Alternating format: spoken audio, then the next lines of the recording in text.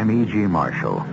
I'd like to guide you now through an adventure involving two worlds, each of which, as they brush in passing, leaves its indelible mark upon the other. Two worlds not common to the experience of most of us. The world of crime and the world of the occult. An uneasy association, you say? Yes, that and more. Much, much more, as you will hear. Our mystery drama, The Moneymakers, was written especially for the Mystery Theater by Fielden Farrington and stars William Redfield and Bryna Rayburn. I'll be back shortly with Act One.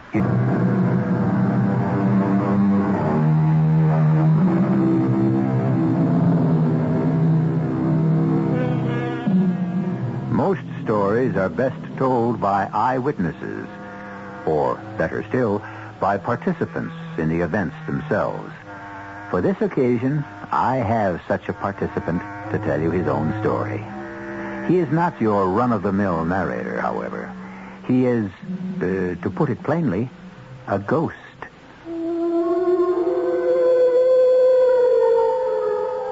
A ghost? Yes. These 100 years past, I have been a ghost, restricted to the haunting of a single old house. How this came about, I suppose, might interest some, but that is not the matter I wish to dwell upon. I want to tell you instead a story of much more recent vintage, and I believe of far greater interest. You're kidding. This is the house? Well, what were you expecting, Steve? Buckingham Palace? Oh, I think it's kind of sweet. Julie thinks everything's kind of sweet. It's moldy.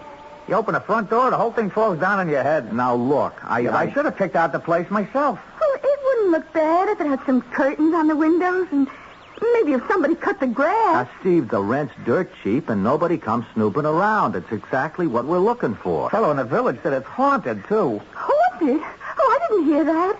Oh, I never was in a haunted house ever in my life. Now, look, if I'm going to have to spend the rest of the summer listening to you beef about the house, we might as well quit. He wants a medal. He found a moldy old house with a ghost in it. Okay. You want me to back the van out of the driveway and we call the whole thing off? Okay, no call to get all steamed up. I lived in lousy dumps before. Not haunted, but lousy. Come on, let's get unloaded. We got a printing press to set up.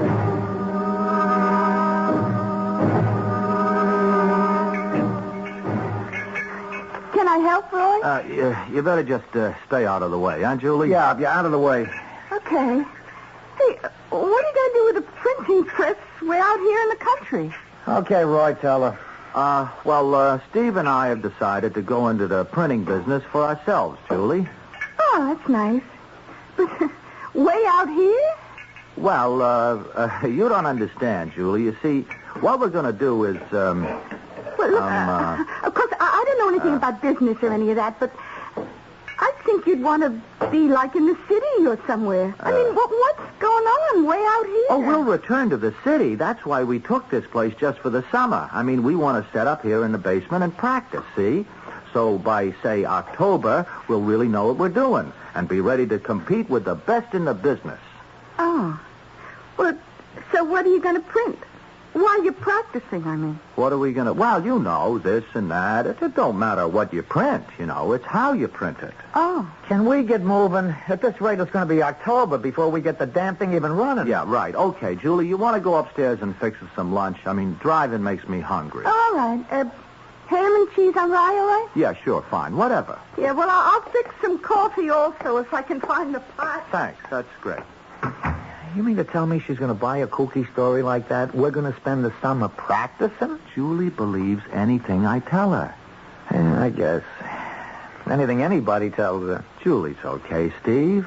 I mean, she's kind of dumb, but she's okay. Yeah, we shouldn't have brought her with us, Roy. You should have left her in the apartment in the city where she couldn't get in no trouble. We've been all through this a dozen times already. Somebody's got to cook. Somebody's got to clean up the mess. Besides, she's my wife. I mean, I got to take her places with me. I just got this feeling. She's here now, Steve. Okay. Can I see the plates? Yeah, I got them right here in the briefcase. You sure she can't hear us from upstairs? Sure, I'm sure. She wouldn't be listening anyhow. Yeah. There's my babies. Oh, hey, they look pretty good. Pretty good. Let me tell you something. There ain't never been a better $10 or $20 bill than what we're going to make with these plates. Except maybe government issue. Yeah. Ernie Cochran made these plates for Eddie Strong, and they're the best. Yeah, but no heat on them or nothing, huh? They've been sitting in Eddie's safe deposit box for 10 years since he used them. Eddie willed them to me before the Morley boys got them. Rest his soul. I didn't like Steve. He was a nasty little man with dirty fingernails. And I didn't like the way he talked about Julie. Roy wasn't as bad as Steve, but I knew it was Julie with whom I must communicate. I was watching and listening while they had lunch. As soon as I get these dishes washed, I'll unpack everything. Oh, and I have to clean up this kitchen, too. It's awful. I haven't looked at the bedrooms yet. Where did they get the furniture in this house? Looks like they bought it used from the Ark after the rain stopped. Oh, it's all Victorian, like the house. The original stuff, some of it. I mean, that's what the agent said. Yeah, just about right for a ghost, I guess. Has anybody heard or seen anything of the ghost?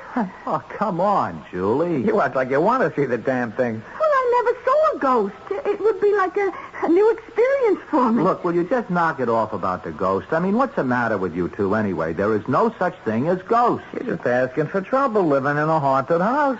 Except, why does it have to be trouble? I mean, a ghost is just somebody, only they're dead instead of alive, you know?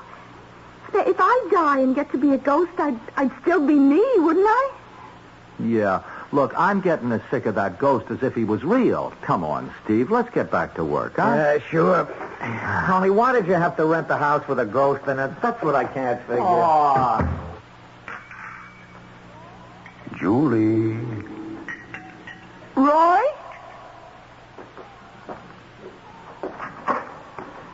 Roy, did you call me? No. I didn't call. Well, hey, we're busy, Julie. I thought I heard... Well, okay. Julie, it's not your husband. I'm right here in the room with you. I don't see anybody. No, you can't see me. Now, don't be frightened. I'm not. Hey, are you the ghost? Yes, I am. But it's all right, Julie. I don't mean you any harm. I thought you saw ghosts. Well, some ghosts, I suppose. People don't see me. They only hear me. Oh. Well, you do have a kind of spooky voice. I wouldn't have troubled you, but there is a favor I must ask. A favor? Well, sure. Anything I can do. Thank you. First, though, I must tell you my story. It isn't a very pretty story, but it won't take long. Oh, I'd love to hear it. I built this house a long time ago for myself and my wife. I wanted to write a great novel. I felt that I could, and I had enough money to allow me to indulge myself in this way, but my wife was perfidious. Perfidious?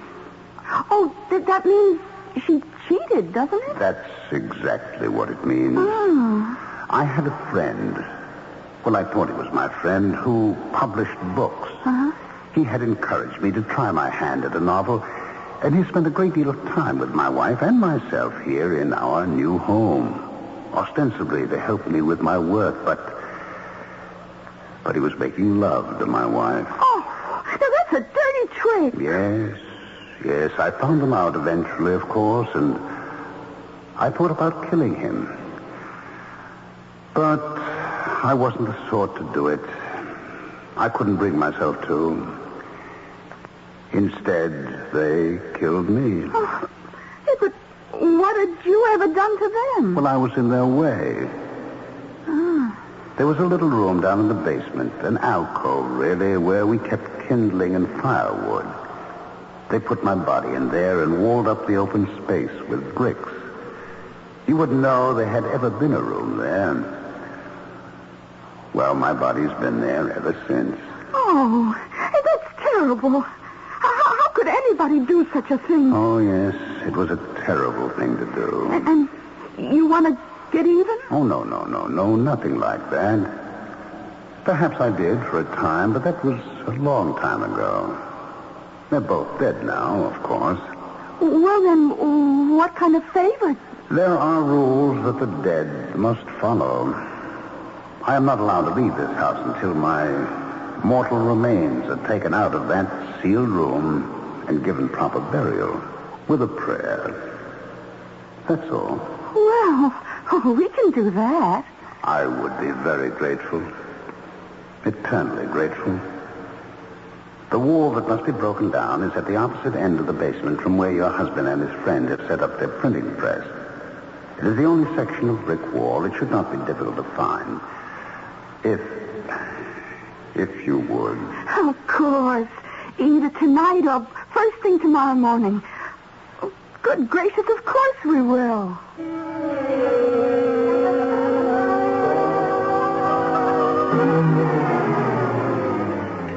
Oh, now that was a steak. Yeah, better than the beans and franks we'd have probably had if Julie hadn't been here, right, Steve? Oh, why wouldn't I be here? Oh, after a steak like that, I ain't mad at nobody. You stay forever, Julie. Hey, any more of that beer in the icebox there? Yeah, most of the case. You want a beer, Roy? Yeah, sure. Why not? Okay. Hey, kitchen looks pretty respectable the way you got it cleaned up, Julie. It's really a sweet little house. We got to get hold of a TV somewhere. Roy, can I talk to you? Sure, baby. Look, you got to believe this, Roy. I was talking to the ghost this afternoon, just after lunch. Julie, come off it. Talking to it? His name is Noah Carpenter. It was, anyway. He was murdered in this house. I don't know how long ago, when it was new, and they hid his body in an alcove down in the basement. He wants us to take it out of there and bury it.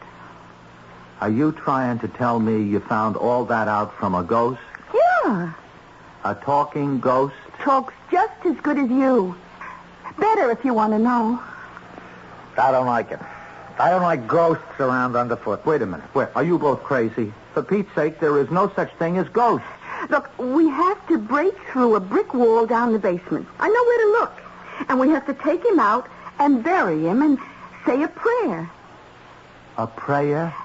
You want to do it now or wait until morning? Roy, I want to rush this job through and get out of here. This place gives me the creeps. Look, you're both out of your skulls. We're going to go right ahead and do everything the way we planned it. We're not going to rush things, and we're not going to go looking for dead bodies. I mean, what is the matter with you two? Look, I can do it myself if you won't help me. You are to stay out of that basement, Julie. That's an order.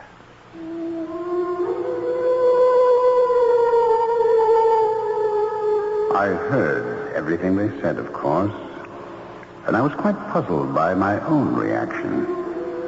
I wasn't sure, after a century of waiting, I wasn't really sure I wanted to be set free. Not as long as Julie stayed in the house. I knew it was nonsense. I knew it could never possibly work out. I was a ghost, after all, and she was very, very much alive. But I was in love with Julie.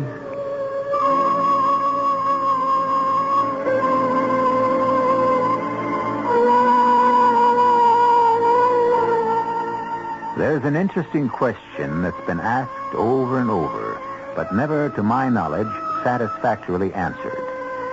What portion of true love is physical and what portion spiritual? There is nothing physical left of Noah Carpenter. Julie gives the impression of being more than a little physical. Can there be any sort of union between the wholly spiritual and the primarily physical?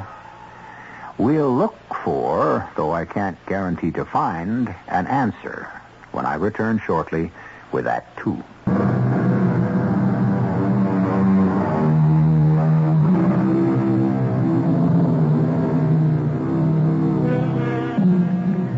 Very strange things are happening in the old house which Noah Carpenter has been haunting these past 100 years. You'd think just the haunting would be sufficiently out of the ordinary, wouldn't you? But now a printing press has been installed in the basement of the house, and Roy and Steve plan to use it to print a great deal of counterfeit money. And as if even that weren't enough, Noah, the ghost, has fallen in love with Roy's wife, Julie. All very involved and seemingly unresolvable. Okay, that's enough. No waste of paper. Just a test run. Right. Hey, the 10s look pretty good, Steve. Yeah, and the 20s, too. Pretty darn good. You better believe it. I mean, like real, you know? I'd take them any day. Except they all got the same serial number. Anybody would take them. You know, I bet you could run these things to a bank one at a time. It gives me a kind of a creepy feeling, you know? Making my own money. You'll get used to it. What are we going to do with it, you know? After we get it printed? I told you already. I got it fixed up with Sam Brophy. You know Sam? No. The handler, they call him. Oh. He gets the stuff into circulation. Yeah, but how? I mean, how does he do it? Well, that's his business. I'm not about to ask him. Yeah, but how much... Well, I never asked you how much his take is. We get 20%. We get 20%. That's right. We give him 250,000 queer ones, and he gives us 50,000 straight ones. 50,000? Out of 250,000? It's a real good deal. Yeah, but I figured, couldn't we do it ourselves? You know, pocket the whole 250 grand? Forget it. Why? For one thing, I got a deal with Sam. Besides, he's got the contacts, and we ain't. We try something like that, we're both going to end up doing a stretch. Oh, man, you make $250,000, you end up with only 50,000. It seems kind of lopsided to me. And we split it, so it comes to 25 grand apiece. That's what I mean. So when was the last time you were $25,000 spending money? I never did.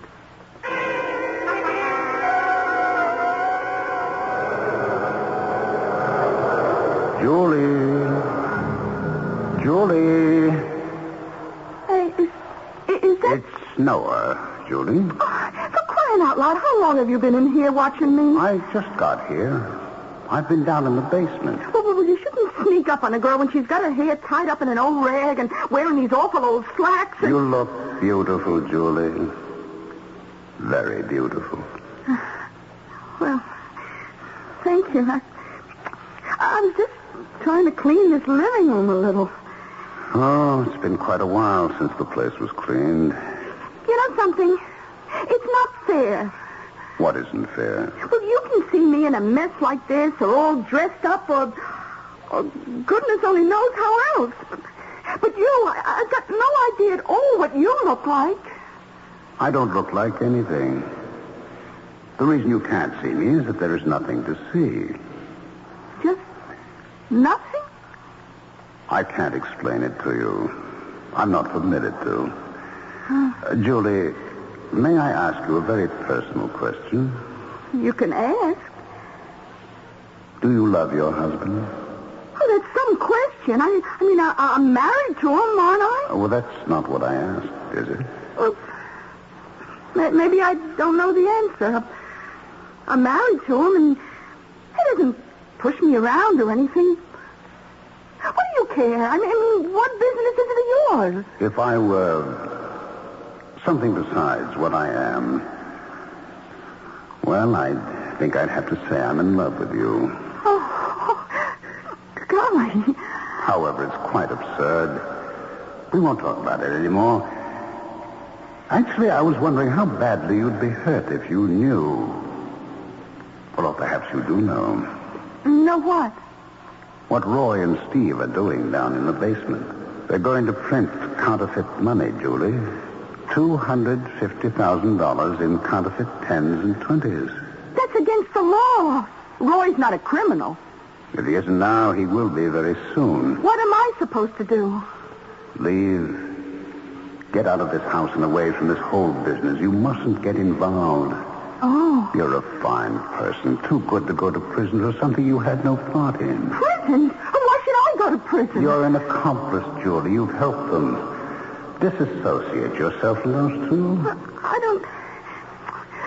don't think I could just pack up and leave. Not without talking to Roy first, at least. I'm afraid that would be a very dangerous thing to do. For heaven's sake, why? Well, what's dangerous? I don't know about Roy, but I'm quite sure that Steve is potentially a violent man.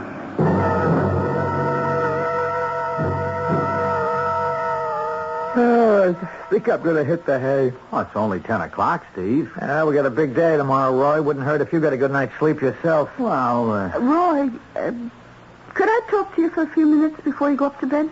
Huh? Oh, okay, sure. If we got a problem or something here, I don't have to go right this minute. Look, it's personal, Steve. Between me and Roy. Oh, well, okay. I'll see you in the morning. I ain't one to butt into nobody's private business. How come you and Steve got such a great big day tomorrow? Well, you know, Julie, the more practice we get in, the better we're going to be when we open up our own place next fall. Well, you've been a printer, part-time at least, ever since you were a kid, Roy. How come you have to practice all of a sudden? Oh, well, you see, you go in business for yourself. It ain't the same, Julie. You got to be good at all kinds of work. I mean, you just wouldn't believe some of the stuff people want printed. Like money? What are you talking about? Like phony $10 and $20 bills? $250,000 worth? Wait a minute. Where'd you get an idea like that? It doesn't matter where I got it. Is it true? Have you been snooping around down there in the cellar? You've been listening to me and Steve talking? So it's true. I didn't say that. I said, where'd you get hold of such a crazy idea in the first place? Where I got the idea is my business, and I'm not going to tell you. Julie, That hurts. Now, look, that's a sample, see? Just a sample. Next time, I don't just slap you. Now, where did you hear all this crazy stuff? Noah told me. Noah? Noah Carpenter. The ghost. Look, I wasn't kidding, Julie. The next one is going to be You a hit real... me once more, and I'm out of this place like a shot. Steve was right. We never should have brought you out here. Steve. Roy? Hey, was that you said my name, Roy? It wasn't Roy. My name is Noah Carpenter. I'm the ghost. You're the... Hey, come on, cut it out. Roy, stop kidding around, will you? It isn't Roy. Does my voice sound like Roy's? Roy? Roy, help! That isn't going to do you any good. How do you think Roy can help you? You help! Hey, Steve, what's the matter with you? The ghost, he's here. He's right in here with us. Oh, holy Toledo, not the ghost again, He's Steve. here, I tell you gotta believe me. He was talking, just like people. Oh, wait, no. You imagined it, Steve. I didn't. He's here. He's here right now. Get some sleep, will you? You're all keyed up. Hey, you ain't leaving, are you, Roy? I don't want to be left alone with that thing. I gotta get back to Julie. I'm having a little trouble with Julie. You gonna leave me here alone? Steve, you'll be okay. I told you there wasn't anything he could do for you, Steve.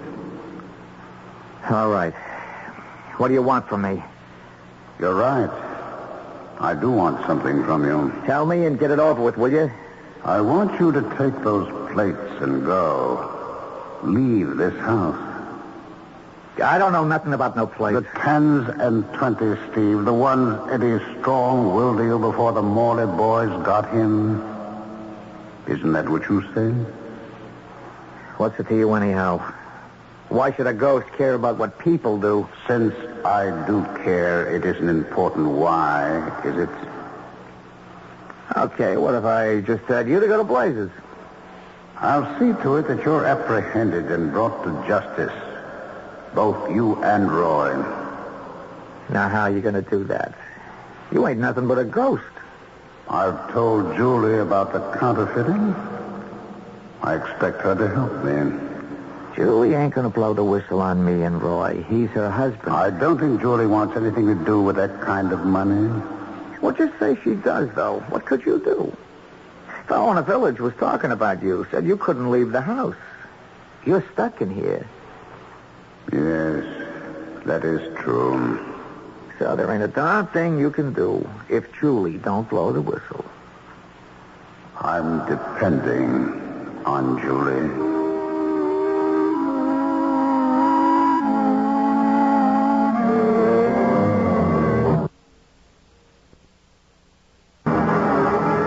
The ghost told her about the plates and all. Is that what you were fighting about last night? Ghost, ghost, ghost. All I hear is ghost. There ain't no such thing, Steve. You think not? Look, Steve, she knows what we're doing. Then who do you think told her? You think I told her? That lousy ghost told her, that's who. Well, whoever, she knows. Is she going to blow the whistle? I don't know. I don't believe she would. I do. I'm her husband, Steve. It's happened before. I think we better make plans. You mean pack the stuff back in the van and forget the whole deal? I got a better idea. What idea? There ain't a thing that ghost can do to us without Julie's help. He admitted it last night. Steve, I got enough trouble without ghosts. What kind of a plan have you got, huh? The ghost is real. You'll have to take my word for it. But without Julie, he can't do a thing to us. Not one darn thing. So what's the plan, Steve? We got a hole somewhere down here in the cellar with one body already in it. Why not make it two? We're going to have to waste Julie.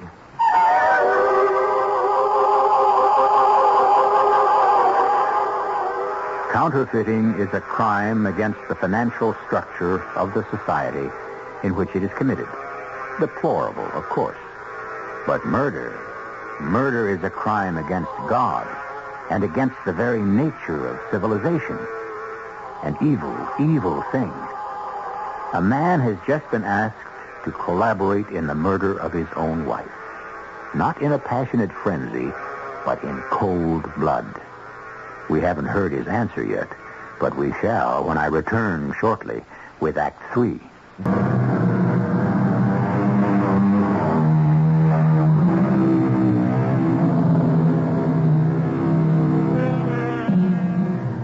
Our two worlds, the world of crime and the world of the occult, have confronted each other and are joined in a bitter struggle. Right and wrong are clearly defined, and if you believe that right always triumphs, there is no cause for concern over the outcome. But history doesn't seem to prove beyond reasonable doubt that right, as we understand it, does always triumph in the end. The truth is, the most worthy of all are often the lost causes. Julie, you in there? Go away, Roy. I want to talk to you, Julie. I'm resting. Look, I have to talk to you, Julie. Now, please, it's important. If you were coming in anyway, why did you bother to knock? Now, Julie, listen. About last night. About you slapping me? You want to talk about that? No. About the counterfeiting. You admit that's what you're doing down there? Yeah, that's what we're doing. Mm-hmm. You see, the thing is, honey, I never could get any money ahead. Never, you know? I mean, not even enough to let us feel comfortable. So you decided to make your own. You think just because you couldn't earn all the money you wanted, that makes it all right? Look, I'm sick of being broke. And we're not hurting anybody, Julie. We're not stealing from anybody. All we're doing is just putting some fresh money in circulation. Then why is there a law that says you have to go to jail for doing it? Look, Roy, how much have you made already, huh? I mean, how many of the things have you run off? A few samples. We haven't even really started. Okay. If you want to burn up that stuff you've already made and promise not to make any more, if you just shut down the whole operation and we move out of this place, okay, I won't leave you. Leave me? You're surprised.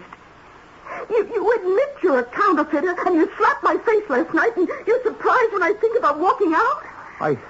I never thought I'd hear you talk like this, Julie. Well, I guess the world is full of little surprises. I never thought I'd be married to a criminal. Look, I can't pull out now. Sure you can. Are you scared of Steve? Oh, he's dumped a lot of money into this thing, Julie. He's made commitments, and he trusted me. The bum! He wouldn't trust his own mother.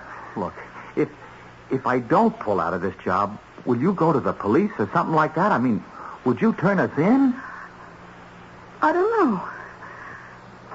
I think probably I would. You don't mean that. I think most likely I would. Yeah. I heard all that, of course. I was struggling with my conscience. For ghosts do have consciences. Conscience is a thoroughly spiritual thing. I had more to gain selfishly by keeping my hands off than by interfering. I followed Roy down to the basement where Steve was waiting for him. Okay, you had your talk with Julie. What'd she say? Well, she still wants us to knock it off, Steve. Like she says, just load the press back on the van and drive away. Oh, no. But listen, you can see how she feels. She gets hit with this thing right out of the blue. What do I care how she feels? We're all set up here and ready to run. We'll go ahead with it. We can't. She'll just... Well, look, I'm getting scared she'll turn us in. Well, we'll have to do it my way, I guess. We're going to have to waste Julie. No. You can't do that, Steve. You want to bet? Hey, you don't have to pull a gun on me. You better get used to it, Roy. I gave you a chance to go along like a nice guy, and you blew it. Now, you do things my way, or you get your head blown off. Place is going to be lousy with ghosts.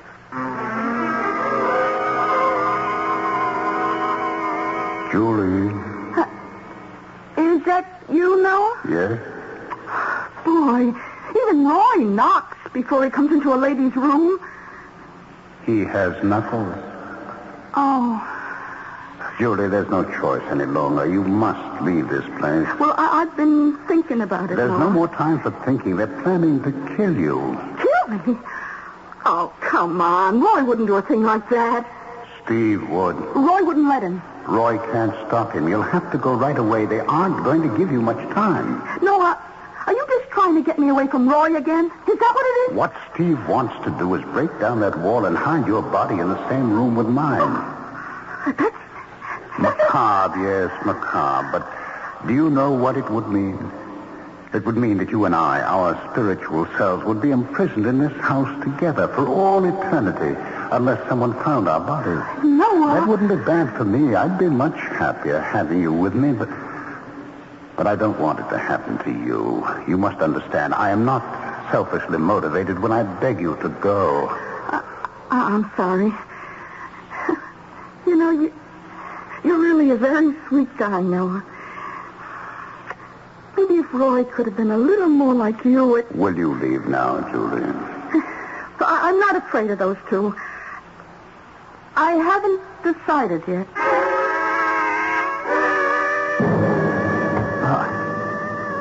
Put some back into it, Roy. You act like you don't enjoy this kind of work.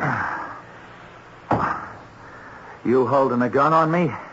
Making me break into a room where you want to hide my wife's body after you've killed her? You're right. I don't enjoy it. Well, do it anyway. If you don't get to work, I'm going to have an extra body to stuff in there.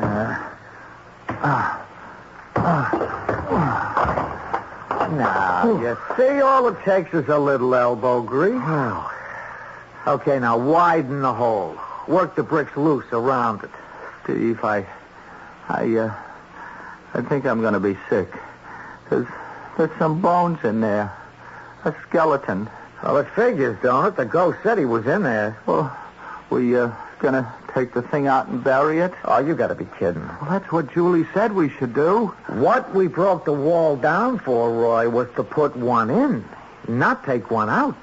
Steve, please, I can handle Julie. We'll go ahead just like we planned, and Julie won't make any more trouble. I give you my word. She won't make no trouble. That's one thing you're dead right about. Now widen out that hole. Steve, if you kill Julie, I don't care if it takes the rest of my life. The rest of your life ain't going to amount to much if you don't shut up. All right. We're going upstairs now. Now, you walk just a little ahead of me and don't get funny. Just keep on thinking about this gun and remembering how I wouldn't mind using it.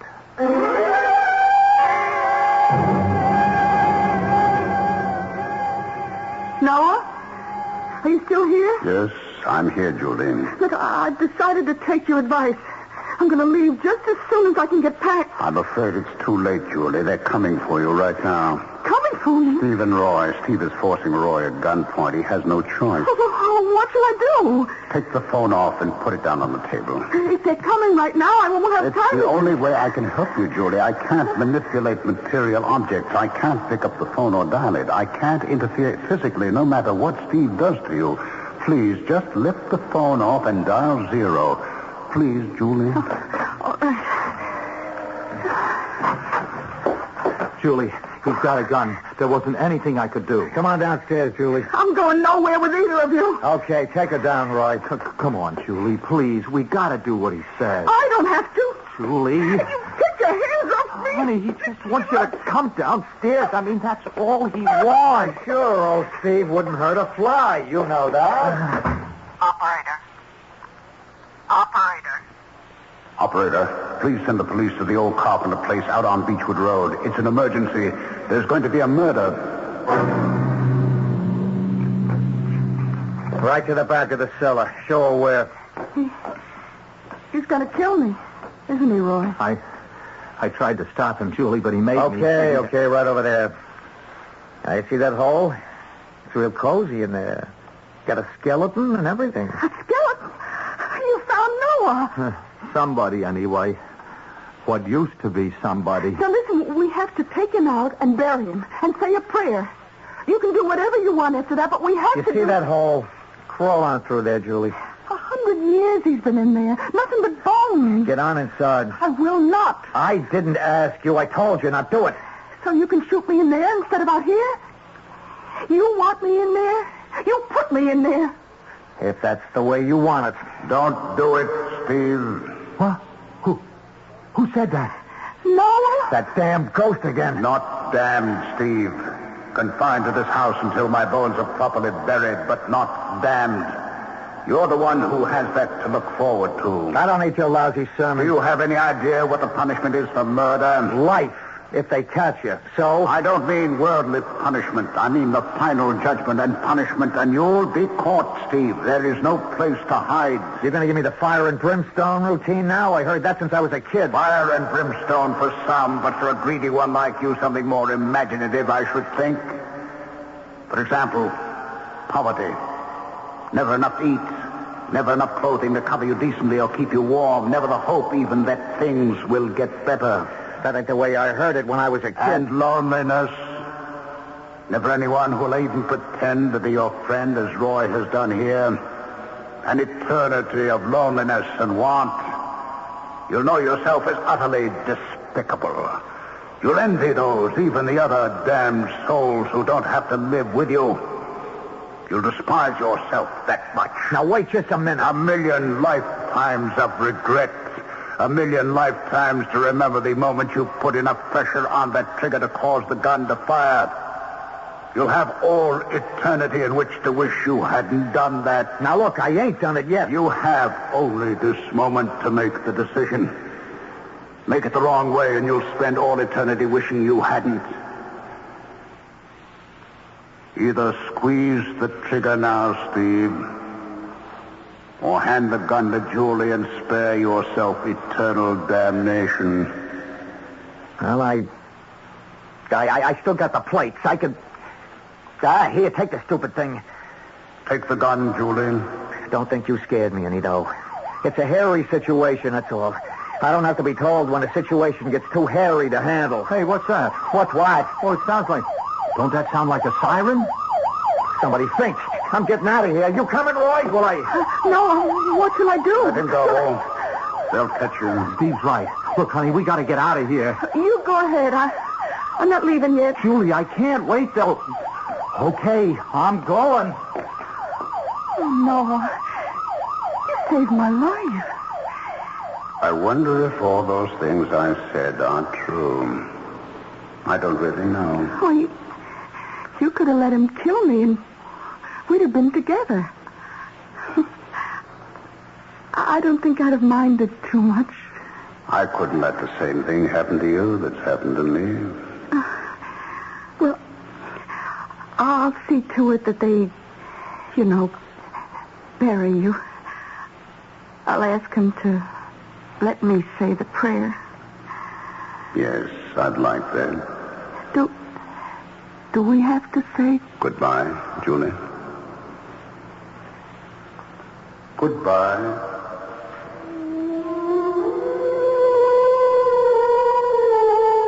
They did take my body out of the old house, and I think they must have buried it, because I somehow feel that I'm about to move on. I shall miss Julie. Miss her very deeply. Still, the mortal span is short. Another 50 years, another 60. We'll meet again, Julie and I.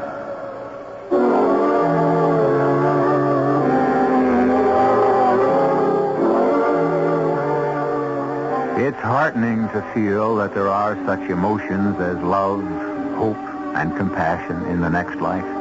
And I found it comforting, too, that Noah seemed as human as he did. Not a moaning, chain-rattling, terrifying specter, but, as Julie herself said, just somebody who was no longer alive. I'll be back in the flesh in just a moment.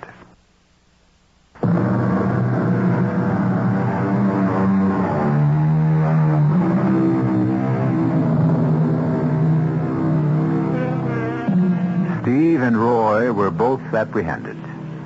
They were tried, convicted, and are serving relatively short terms. Julie has gone her own way and is doing well. She often thinks of Noah.